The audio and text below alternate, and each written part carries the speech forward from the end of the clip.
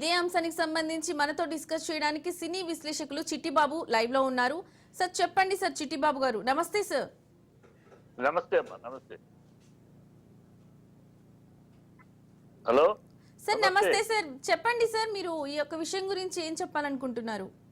ఏముందమ్మా, ఇప్పుడు ఇది ఒక రాష్ట్రంలో చట్టాన్ని ప్రభుత్వం చట్టాన్ని పోలీసులు చేయాల్సి కాకుండా వాళ్ళ చేతిలో తీసుకుని చేస్తున్నారు. ఒక వెంటెంట్ కార్యక్రమం జరుగుతుంది. ఇది కనుక నిజంగా నిజంగా ఇలాంటి ఇట్లా ఆపాలి అని చిత్తశుద్ధితో కనుక ప్రభుత్వం చేస్తే అందరి మీద చెయ్యాలి, అందరినీ చెయ్యాలి. ఒక కేవలం ఒక వర్గం ఒక తరపు వాళ్ళని మాత్రం మాట్లాడటము, మరొకళ్ళు మాట్లాడుతూ అందరూ మాట్లాడారు. ఇవాళ నేను హోమ్ మినిస్టర్ అనిత కూడా దీంట్లో ఆ వీడియో కూడా బయట కదా. మీరు వీళ్ళ కుటుంబ విజయమ్మ భారతమ్మ అని పిలుస్తారు కదా, మీరు వాళ్ళిద్దరిని ఆడవాళ్ళ భారతమ్మ విజయమ్మ అని పిలుస్తారు కదా. అంటే మీ నాన్నలకి వాళ్ళకి సంబంధం ఏంటో ఆలోచించండి అని ఉంది. అది ఎంతటి మాట అది? 10 మందితో పడుకుంది రోజా, ఆ వివరాలు నా దగ్గర ఉన్నాయి అని పబ్లిక్ ప్రెస్ మీట్ లో అన్నాడు ఆర వెంకట్రామరెడ్డి. అది సబబేనా? డైమండ్ రాణి అని సంబోధించారు ఒక ఆడపిల్లని పబ్లిక్ మీటింగ్ లో. అది సబబేనా? జగన్, నువ్వు మీ తాత రాజారెడ్డి పుట్టింది మీ ముత్తాతకి రెండో పెళ్ళానికి పుట్టాడు, అది తెలుసా నీకు అని నిలదీశారా? ఎన్ని వీడియోలు ఉన్నాయి. అది కరెక్టేనా? అది వాస్తవమేనా? అది మంచి మాటేనా? అది ఇట్లా చెప్పుకుంటూ పోతే అటు ఇటు ఇద్దరు, వాళ్ళు తక్కువ మాట్లాడలేదు, వీళ్ళు తక్కువ మాట్లాడలేదు. ఎవరు ఎక్కువ మాట్లాడారు, ఎవరు తక్కువ మాట్లాడారు లెక్క తప్పితే రాసేసుకుంటే ఎవరు తక్కువ, ఇద్దరికిద్దరు ఇసక తక్కిన పేడ తక్కిలాగా రెండు పార్టీల వాళ్ళు ఇష్టం వచ్చినట్టు మాట్లాడుతున్నారు. చేస్తే ఇది అరికట్టాలంటే అందరి మీద అందరినీ పట్టుకుని కేసులు పెట్టండి, అందరిని పెట్టండి. అంతేగాని కక్ష సాధింపులాగా ఒకళ్ళని అంటే మేము మీ తరపున మాట్లాడిన వాళ్ళందరూదేమో వేదాలు మంత్రాలు, ఇతరులు పక్కన మాట్లాడిందేమో బూతులు అంటే అది కరెక్ట్ కాదు కదా. ఈ ప్రభుత్వం డైవర్షన్ పాలిటిక్స్, ఇది కేవలం డైవర్షన్. ప్రజలు స్పెషల్ స్టేటస్ సంగతి ఏంటి అడగరేంటి? ఇప్పుడు మన చేతిలో ఉన్న ఆయుధాన్ని మనం లేకపోతే కేంద్రంలో లేదు కనుక ఇవాళ రాష్ట్రం ఏర్పడినాక ఇవాళ మన చేతిలోకి వచ్చింది ఆ పిడి కనుక స్పెషల్ స్టేటస్ అడగండి అని ప్రజలు అడుగుతున్నారు. వైజాగ్ స్టీల్ ప్లాంట్ ని ఆపుతాం, ఎవరి వల్ల కాదు, నా ప్రాణం అడ్డేస్తానని అలా ఇది జుట్టు ఇసురుకుంటూ మాట్లాడిన పవన్ కళ్యాణ్ కానీ, ఇది నేనుండగా ఇక్కడ నుంచి తరలించడం బ్రహ్మవతరం కూడా కాదని మాట్లాడిన చంద్రబాబు గారి ఇవాళ అది వెళ్ళిపోతుంది. ఆల్రెడీ 4 ఫర్నెస్ క్లోజ్ చేశారు, ఉద్యోగాలను బలవంత రిటైర్మెంట్ చేయిస్తున్నారు, జీతాలు ఇవ్వడం లేదు. దాని గురించి ఇవన్నీ ప్రజలు నిలదీస్తారు. 6 సూపర్ 6 అన్నారు, అవన్నీ అబద్ధాలు. ఆ 30,000 అమ్మాయిలు మిస్ అయిపోయారు అని వాళ్ళని వ్యభిచార గృహాలకు అమ్మేశారు, వాలంటీర్లు పనిచేశారు అని చెప్పి వాలంటీర్ల డాటా వాళ్ళకి ఇచ్చారు అని చెప్పారు. ఎవడో ఆఫీసర్ చెప్పాడు. అది పచ్చి అబద్ధం అని పార్లమెంట్ లోనే వీళ్ళ మిత్రపుష్టమైన బీజేపీ హోంమంత్రిగా ఉన్న డిప్యూటీ హోంమంత్రిగా ఉన్న బండి సంజయ్ పార్లమెంట్ లో తీర్చిపెట్టి పచ్చి అబద్ధం, అలాంటిది ఏం జరగలేదు. 32,000 మిస్ అవుతారు వచ్చి మాట, ఎలక్షన్ కోసం ఏదో మాట్లాడిన మాట తప్పితే దాంట్లో నిజం లేదని పార్లమెంట్ లో తీర్చిపెట్టారు. ఇవన్నీ ప్రజలు అడుగుతున్నారు. సూపర్ సిక్స్ అబద్ధాలు ఆడారు. నీకు కనపడడానికి 15,000 అని చెప్పారు. ఇప్పుడు ఎక్కడ అందరు కలిపి ఒకటే అంటున్నారు. రీఇంబర్స్మెంట్ ఎక్కడ? పిల్లలు చదువు యూత్ ఎక్కడ? 18,000 దాటిన వాళ్ళ ప్రజలకు 1,500 ఎక్కడ? ఈ లేవు. ప్రజలు నిలదీస్తున్నారు. ఈ ప్రజలు నిలదీస్తా, ఈ ప్రజలు వీటి గురించి ప్రశ్నిస్తున్నారు, వీటి గురించి అడుగుతున్నారు. వీటికి సమాధానం చెప్పడం బదులు వాళ్ళ ప్రజల్నే డైవర్ట్ చేస్తే సరిపోతుంది కదా. ప్రజలు ఈ విషయాలు కాకుండా ఇదో రామ్ గోపాల్ అరెస్టు, ఇంకొకళ్ళు అరెస్టు, వాళ్ళ అరెస్టు, వీళ్ళ అరెస్టు, దీని మీద చరిత్ర జరుగుతూ ఉంటుంది. మీడియా దాని మీద ఫోకస్ చేస్తూ ఉంటుంది. మన గురించి ప్రజలు చర్చించుకోకుండా మన తప్పులని, మన తప్పిదాలని, మన అబద్ధాలని గురించి చర్చించుకుంటే చాలా గడిచిపోతుంది. ఇది జరుగుతున్న నెలకు ఒక టాపిక్ తీసుకుంటాం, నెలకు ఒక తీసుకుంటూ ప్రజలు డైవర్ట్ చేయడం తప్పితే ఇంకోట్లేదు. అటంటే అరెస్ట్ చేస్తారు, దీని పెద్ద విశేషమే ఉంది. అతను కోర్టు ప్రకారం వెళ్తాడు. కోర్టులో ఇవాళ ప్రతి సిటిజన్కి ఒక హక్కు ఉంది, అది తెలుసుకోండి. ఎనీ సిటిజన్ అదేదో ఎంక్వైరీ అనే దానికి ఈ did not go to station కి వెళ్ళి ఎంక్వైరీకి వెళ్లాల్సిన అవసరం లేదు. ఇవాళ డిజిటల్ సిస్టమ్ అనేది తీసుకొచ్చింది పోలీస్ డిపార్ట్మెంట్ లో, ఇది ఇలాంటి సేవ్ చేయడానికి. పోలీసులు స్టేషన్కి రమ్మంటాం, అక్కడ తీసుకెళ్లి అవమానకరంగా చేయటము, లేకపోతే ఇంకోటి కుదిరితే థర్డ్ డిగ్రీ ఉపయోగించి ఇలాంటివి చేస్తున్నారని ఓన్లీ ఎంక్వైరీ కదా, ధర్మం ఎంక్వైరీ. ఎస్, వర్చువల్ గా ఎంక్వైరీ చేయండి, ఎంక్వైరీ వర్చువల్ గా చేయండి. అడిగినది ఆ వర్చువల్ అయినాక మీరు డీటెయిల్స్ అయినాక మీకు దాంట్లో అతను దోషిగా ఉండి మీకు అనుమానాలు ఉంటే కోర్టు సబ్మిట్ చేయండి, కోర్టు వీళ్ళకి వాడతారు. అది ఇవాళ ఉన్న సిస్టమ్. ఆ సిస్టమ్ ని కాకుండా సుప్రీంకోర్టు ఇచ్చింది కూడా. సుప్రీంకోర్టు ఇలా ఎవరు పడితే వాళ్ళని ఇప్పుడు అరెస్ట్ చేయడం లేదు. ప్లస్ సుప్రీంకోర్టు ఇంకో విషయం కూడా చెప్పింది, రాబోయే విషయంలో అది కూడా ఒప్పుకోదు. ఏది నాగార్జున విషయంలో నిన్నగాక మొన్న హైదరాబాద్ హైకోర్టు చిన్న తీర్పు ఇచ్చింది. ఏమని, వాళ్ళు ఎవరో జర్నలిస్టులు వేణుస్వామి నాగార్జున ఫ్యామిలీని భంగపడేట్టుగా వాళ్ళ మాట కమెంట్ చేశాడు, వాళ్ళ పెళ్లి గురించి మాట్లాడాడు అని కంప్లైంట్ ఇచ్చే జడ్జి ఏమన్నాడో చెప్తా, హూ ఆర్ యూ అని అడిగి, ఆ భంగపడినది బాధపడిన వాళ్ళు ఎవరన్నా ఉంటే ఎవరు నాగార్జున చేసిన వాళ్ళని కంప్లైంట్ చేయమంటే, హూ ఆర్ యూ, వాళ్ళ తరఫు ఎవరు కంప్లైంట్ చేశారు, నువ్వేమన్నా బాధపడతావు, నిన్ను గురించి ఏమన్నా రెఫర్ చేశారా, లేదు కదా. వాళ్ళిద్దరు వాళ్ళ కుటుంబానికి వచ్చి వాళ్ళు కంప్లైంట్ ఇస్తారు, ఎవరు కంప్లైంట్ ఇవ్వడానికి దాంతో వాళ్ళు నోరు.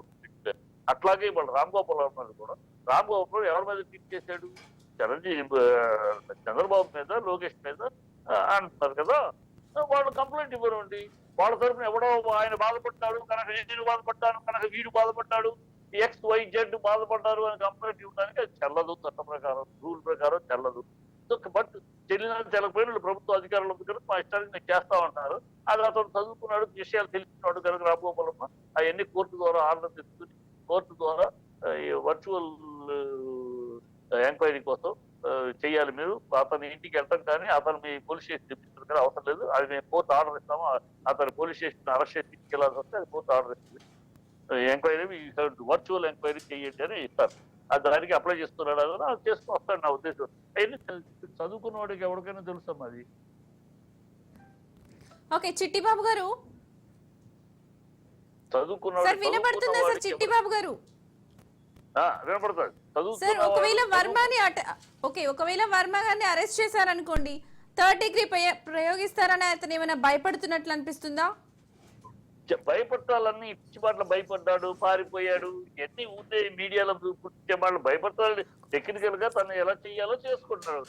చదువు సంధ్య లేని సన్నాసి కాదు కదా, ఎవడో పల్లెటూరు బయటతో చదువు సంధ్య లేనివాడు కాదు కదా.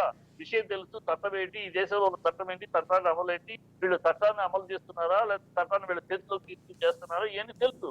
వాటి ప్రకారం అతను నడుపుకుంటున్నాడు. అతని ప్రకారం అతనికి ఉన్న హక్కు, పౌరుడికి ఉన్న హక్కు, ఏ పౌరుడికి నీకుందో నాకున్న హక్కు, ఆ హక్కును ఉపయోగించుకుంటున్నాడు, చేసుకుంటున్నాడు.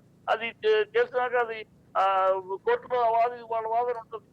నేను అన్నది వాళ్ళనే అయితే వీళ్ళు ఎవరంటే వీళ్ళని అనలేదు, వీళ్ళెవరు కంప్లైంట్ ఇవ్వడానికి, ఈ నెల్లూరు నుంచి గుంటూరు నుంచి వీళ్ళెవరు అయిన తర్వాత 4 సంవత్సరాల క్రితం జరిగినాక ఇప్పుడు బాధపడ్డారు. ఒకేసారి ముగ్గురు బాధపడ్డారా, ఒకేసారి ముగ్గురు మనసు చూపించింది. ఇవన్నీ నిలబడవు కోర్టులో, వాళ్ళు అతను చేసుకుంటాడు. వీళ్ళు తర్వాత ఇంకేదన్నా విషయంలో ఉంటుంది కానీ అరెస్ట్ అనేది పెద్ద అరెస్ట్కి భయపడే విషయాలు అవసరంలా. అతను చాలా చూశాడులే కానీ రాంగోపాల్ బాంబేలోనే ఎందుకంటే చాలా చూశాడు. చాలా భయపడి పారిపోయి బాపత్రి అవసరం లేదు. అంతగా థర్డ్ డిగ్రీ చేస్తే అంత సులభం కాదు. థర్డ్ డిగ్రీ కనుక ఉపయోగిస్తే మొత్తం ఆఫీసులందరినీ కూడా ఇవాళ కోర్టు కూడా సుప్రీంకోర్టు తీర్పులు కూడా ఉన్నాయి, చాలా విషయాలు ఉన్నాయి. రీసెంట్ గానే ఒక ఆఫీసర్ సస్పెండ్ చేసింది కోర్టు, ఇలాగే థర్డ్ డిగ్రీ ఉపయోగించాడు. ఏ అధికారంతో చేసావు, ఏముందని చేసావు మందలు కనుక ఇవ్వడంతో చట్టం చాలా అందుబాటులో ఉందమ్మా. అంత ఈజీ కాదు, గతంలో కాదు. ఈజీగా ఏదో ఎవరిని పడితే వాళ్ళు తీసుకెళ్ళి ఏదో పాపం ఆధారం లేని వాళ్ళు, అండబలం లేని వాళ్ళు, అండబలం లేని వాళ్ళని, అడ్రస్ లేని వాళ్ళని, ఏదో పాపం పేదల్ని, వాళ్ళకి ఎవరు ఉండరు కనుక అలాంటి వాళ్ళ మీద వీళ్ళు ఏదో చేయొచ్చేమో. కానీ ఇలా కొంచెం చదువు సంఖ్య ఉన్న వాళ్ళని అంత ఈజీగా చేయలేరు. వాళ్ళ చట్టం అందరికీ అందుబాటులోనే ఉంది. చట్టం అందరికీ ఒకటే, వీళ్ళకి మాత్రమే కాదు, వీళ్ళకి సపరేట్ గా చట్టాలు ఏం లేవు కనుక అది అరెస్ట్ అయితే వస్తాడు. ముందు వర్చువల్ గా ఎంక్వైరీ చేయాలి. ఎంక్వైరీ మీరు వర్చువల్ గా చేయండి. అతను ఇంటికి వెళ్ళాల్సిన అవసరం ఏముంది, అతను పోలీస్ స్టేషన్ రావాల్సిన అవసరం ఏముంది. ఇవాళ డిజిటల్ ఎంక్వైరీ సిస్టమ్ తీసుకొచ్చిన పోలీస్ స్టేషన్ లో ఇందుకే కదా ఈ టైం సేవింగ్లు, ఈ అరాచకాలు జరగకుండా ఉంటగానే కదా మోడర్న్ సిస్టమ్ తీసుకొచ్చింది. అది వాళ్ళు అడుగుతున్నారు, దాంట్లో తప్పే ఉంది. చిట్టిబాబు గారు, ఇప్పుడు ఆర్జీవి గారు అలా భయం ఏం లేకపోతే డైరెక్ట్ గా మరి తను పోలీసుల ముందే చెప్పొచ్చు కదా, ఇలా దాగుడు మూతలు అనడం ఎందుకు? ఈ దాగుడు మూతలేదమ్మా, మీరు దాగుడు మూతలని కథలు మాట్లాడుతున్నారు, భయపడుతున్నారు. అతను వీళ్ళు చేసే అరాచకానికి అతను చట్టపరంగా ఎదుర్కోవడానికి ప్లాన్ చేసుకుంటున్నాడు. ఇది భయపడటం ఏంటి? చట్టపరం అందుకని వెళ్ళిపోయి వీళ్ళు చట్టాన్ని చేతిలో తీసుకుని వాళ్ళు ఇష్టానికి వాళ్ళు చేస్తామంటే వెళ్ళిపోయి తలా తీసుకుంటారా ఏంటి? అజ్ఞానంగా, మూర్ఖుల్లాగా. అతను మూర్ఖత్వం కాకుండా మూర్ఖుడిగా వెళ్ళిపోకుండా తనకున్న హక్కుని, పౌరుడిగా తనకున్న చట్టాన్ని హక్కుని ఉపయోగించి తను ఎట్లా వెళ్ళాలో తనేమి ఎంక్వైరీకి భయపట్ల. ఎంక్వైరీ మీ స్టేషన్ కి నన్ను పిలవాల్సిన అవసరం లేదు, మీరు నా ఇంటికి రావాల్సిన అవసరం లేదు, వర్చువల్ గా చేయొచ్చు. ఇవాళ చట్టం అది, చట్టం ఉంది, ప్రతి పౌరుడికి ఉన్న హక్కు అది. చట్టం ప్రకారం వర్చువల్ గా చేయొచ్చు. ఆ తర్వాత మీరు ఎంక్వైరీ చేసినాక మీకు దాంట్లో దోషాలు కనబడితే, సాక్ష్యాధారాలు దొరికితే అప్పుడు మీరు అరెస్ట్ అప్పుడు మీరు వారెంట్ రావాలి, అరెస్ట్ చేసుకోవచ్చు. సో ఇంత ప్రాసెస్ ఉంది. ప్రాసెస్ ఏం లేకుండా రండి స్టేషన్ రండి మేము లోపల వేస్తామంటే ఎట్లా? అది కదా, అది కాదు. అతను చదువు సంధ్య ఉన్నవాడు కనుక దాన్ని తప్పైతే అతనే అరెస్ట్కి భయపడలేదు. కాకపోతే మీ చేతికి తల ఇవ్వడానికి కాదు, తను చట్ట ప్రకారం తనకున్న హక్కును కాపాడుకుని తన ద్వారా వస్తాడు అంతే. ఓకే చిట్టిబాబు గారు, వర్మ చాలా స్ట్రైట్ ఫార్వర్డ్ గా మాట్లాడతారని చెప్తున్నారు, అవునా? సో అలాంటప్పుడు మరి అదేదో పోలీసుల ముందు, కోర్టు ముందే చెప్పొచ్చు కదా, మీడియాలో ఎందుకు ఇలా హల్చల్ చేయడం? చెప్తాడమ్మా, కోర్టు ముందు చెప్తాడు, పోలీసుల ముందు చెప్తాడు. అలా కాదు. కానీ ఎప్పుడు చెప్పాలి, ఎలా, ఏ సందర్భంలో చెప్పాలి? మీ గూట్లోకి వచ్చి నీ తల్లో నోరు పెట్టేసి మాట్లాడాలా? నాకు నా ఇంట్లో కూర్చుని నేను వర్చువల్ ద్వారా చెప్పే అధికారం, హక్కు నాకుంది. అలా చెప్తాను. అలా రమ్మనండి, వర్చువల్ గా రమ్మనండి, వస్తాయని చెప్తాడు స్టేట్ ఫార్వర్డ్ గా. మీరేదో ఇంకో దారిలో వచ్చే చట్టాన్ని మీ చేతిలో తీసుకుని మేము తీసుకెళ్లిపోతాం అంటే ఎట్లా? ఒక సిటిజన్ గా నా హక్కు నాకుంది, నా చట్టం నాకు కల్పిస్తున్న రక్షణ నాకుంది. ఆ చట్టం నాకు కల్పిస్తున్న రక్షణ నేను ఒక సిటిజన్ గా నేను వాడుకుంటాను. అది వాడుకుంటాం ఎందుకు అని అంటే ఎట్లా? అది భయపడటం ఎందుకు అవుతుంది? నాలెడ్జిబుల్, అది సెన్సిబుల్. అది ఓకే చిట్టిబాబు గారు, అలా అనుకున్న వ్యక్తి మరి ఇప్పుడు నేను డైరెక్ట్ గా రాను అని చెప్పకుండా ఒక సినిమా షూటింగ్ లో ఉన్నాను, సో నిర్మాతకు నష్టం వస్తుందని అందువల్లే నేను రాలేకపోతున్నానని ఎందుకు ట్వీట్ చేశారు? మీరు కోరుకున్నట్టు అతను మాట్లాడాలని ఎందుకు ఆశిస్తారు? మీరు కోరుకున్నట్టు ఎందుకు చెప్పాలి?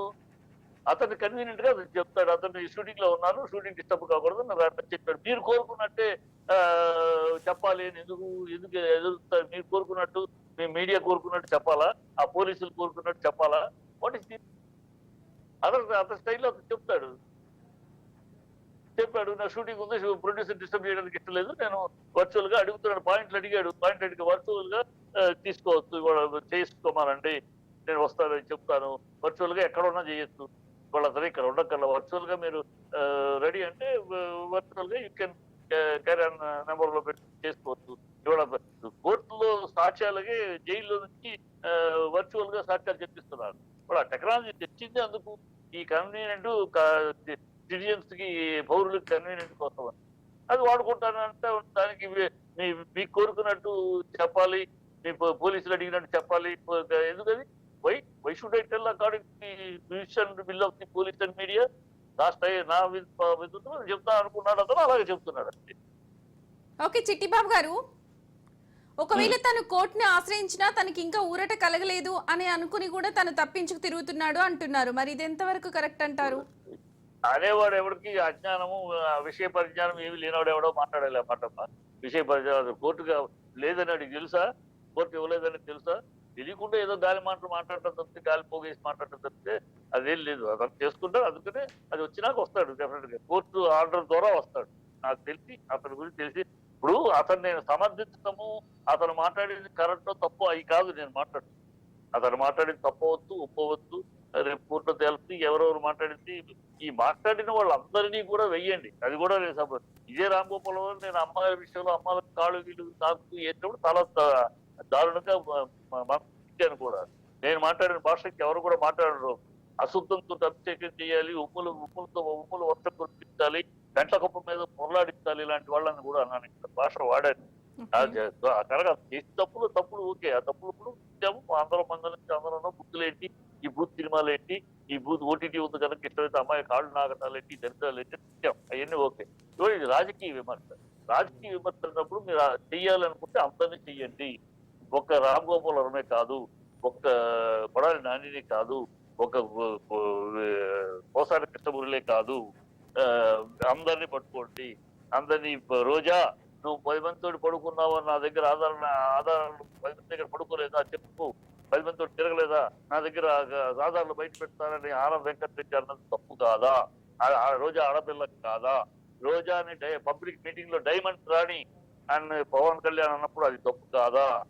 రోజా తెలుగుదేశం నాయకులు కొంతమంది జగన్ యొక్క తాతగారు రాజారెడ్డి పుట్టింది వాళ్ళ నాన్న రెండో పెళ్ళానికి పుట్టాడు కానీ అసలు పెళ్ళానికి కాదు కనుక జగన్ నువ్వు సంకర సంతానమే కానీ స్టేట్ సంతానం కాదు అని మాట్లాడలేదా? ఎన్ని రికార్డింగ్లు ఉన్నాయి అంటే అది తప్పు కాదా? అది తప్పు కాదా? అలాగే ఈ తప్పు మాట్లాడి అందరినీ వేయండి, అటు ఇటు విచక్షణ లేకుండా ఆ పార్టీ ఈ పార్టీ లేకుండా అందరినీ వేయండి. అప్పుడు ఈ గవర్నమెంట్ అందరూ అప్డేట్ చేస్తారు. ఈ సోషల్ మీడియాలో పెట్టిపోతున్న ఒకళ్ళు మాట్లాడింది మంత్రము వేదము, ఇంకొకళ్ళు మాట్లాడింది మాత్రం పుట్టు అంటే కరెక్ట్ కాదు. మీరు మాత్రం వాళ్ళు ఎదవ అంటే మీరు వెదవన్నారు, మీరు వెదవన్నారంటే వాళ్ళు డబ్బులు వెదవ అన్నారు. ఇద్దరు ఇసుక తిక్కడ పేడలాగా తీసుకున్నారు. కనుక అరెస్ట్ చేస్తే అందరినీ చేయండి, మొత్తం అందరినీ పట్టుకుని వేయండి. ఈ మాటలు మాట్లాడిన వాళ్ళు అందరినీ. నేను మాట్లాడి నేను తప్పుడు మాట్లాడాల. అనిత హోమ్ మినిస్టర్ గా ఉండి అనిత ఏం మాట్లాడింది? హోమ్ మినిస్టర్ గా ఆవిడ మాట్లాడే మాటలేంటి? విజయమ్మ భారతమ్మ అని పిలుస్తారు అంటే వాళ్ళకి మీ నాన్నకి ఉన్న సంబంధం ఏంటో మనం ఆలోచిస్తారని అంటది. ఎంత తప్పుడు మాట అది! ఇవన్నీ తప్పుడు మాటలు కావా? ఇవన్నీ కారుకూతలు కావా? ఇవన్నీ కుటుంబాలని బయటికి లాగి మాట్లాడిన మాటలు కావా? మీరు మాట్లాడితే వేదము మంత్రం, ఇతరులు మాట్లాడితే ఈ పద్ధతి కరెక్ట్ కాదు. దీన్నే కట్ట సాధించేది, దీన్నే డైవర్షన్ పాలిటిక్స్ అని ఇలాగ తీసుకొచ్చి డిస్కషన్ తీసుకొచ్చి మీడియాలోనూ వేరే టాపిక్లు రాకుండా ఈ పాయింట్లు పనికిరాని పాయింట్లు వీళ్ళు తీసుకొచ్చి ప్రజలు అవసరమైన విషయాలు. రాష్ట్రం ఎక్కడ ఉన్నాం, రాష్ట్రం ఎన్నికలు 6 నెలలు అయింది, మనం ఏమేమి ప్రామిసులు చేద్దాం, ప్రజలు ఎన్ని ఆశలతోటి మనం గెలిపించారు, వాటికి ఏంటి, వాటికి కూట్లు ముడుస్తున్నామే, నమ్మక ద్రోహం చేస్తున్నామే, రక్షణ స్టేటస్ సంగతి మాట్లాడలేకపోతున్నామే, వైజాగ్ స్టీల్ ప్లాంట్ విషయం మాట్లాడలేకపోతున్నామే, ఏమిటి అని ప్రజలు నిలదీస్తున్నారే. ఇటు సవాళ్ళు ఈ కాకుండా అవసరమైనది, ప్రజలకు అవసరమైనది, రాష్ట్రానికి అవసరమైన విషయాలు కాకుండా ఈ దెయ్యం పెట్టుకుని ఊరినే వాడిని అరెస్ట్ చేస్తాం. రైట్ చిట్టిబాబు, థ్యాంక్ యూ అండి చిట్టిబాబు గారు.